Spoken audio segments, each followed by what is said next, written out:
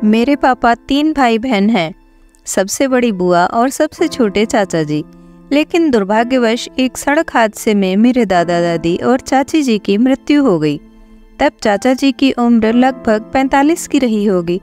पापा ने और रिश्तेदारों ने लगभग सभी ने चाचा जी को दूसरी शादी की सलाह दी, परंतु उन्होंने यह कहकर मना कर दिया कि पुत्र के रूप में पत्नी की दी हुई भेंट मेरे पास है, इसी के साथ पूरी जिंदगी अच्छे से कट जाएगी।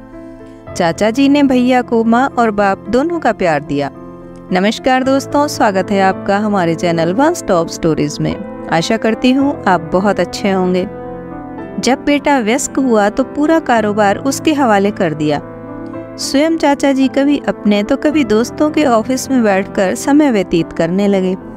बेटे की शादी के बाद वह और भी अधिक निश्चिंत हो गए। पूरा घर बहू को सुपुर्द कर दिया। बेटे की शादी के लगभग 1 साल बाद दोपहर में खाना खा रहे थे।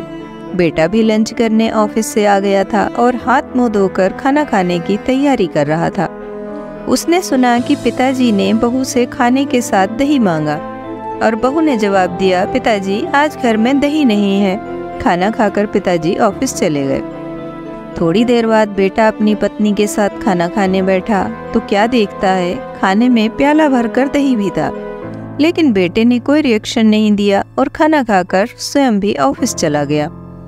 कुछ दिन बाद बेटे ने पिताजी से कहा, पिताजी आज आपको कोर्ट चलना है, आज आपका विवाह होने जा रहा है। पिता ने आश्चर्य से बेटे की तरफ देखा और कहा, बेटा मुझे पत्नी की आवश्यकता नहीं है, अब तो तू भी बड़ा हो गया और तेरी शादी भी हो गई। जब बचपन बिना माँ के गुजार दिया तो अब इसकी क्या जरूरत, और वैसे भी मैं तुझे इतना स्नेह देता हूँ कि शायद तुझे भी माँ की जरूरत नहीं है, और फिर दूसरा विवाह क्यों?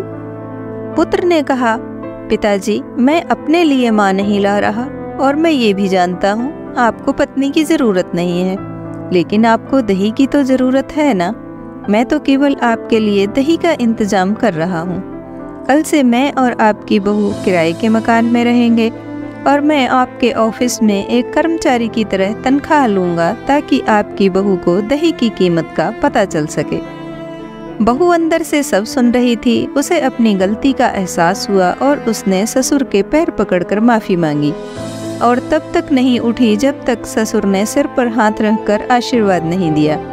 दोस्तों, माँ बाप हमारे लिए ATM कार्ड बन सकते हैं तो हम उनके लिए आधार कार्ड तो बन ही सकते हैं। कहानी अच्छी लगी हो तो लाइक, कमेंट एंड शेयर करें और ऐसी ही अच्छी कहानियों और जानकारियों के लिए चैनल को सब्सक्राइब करना ना भूलें।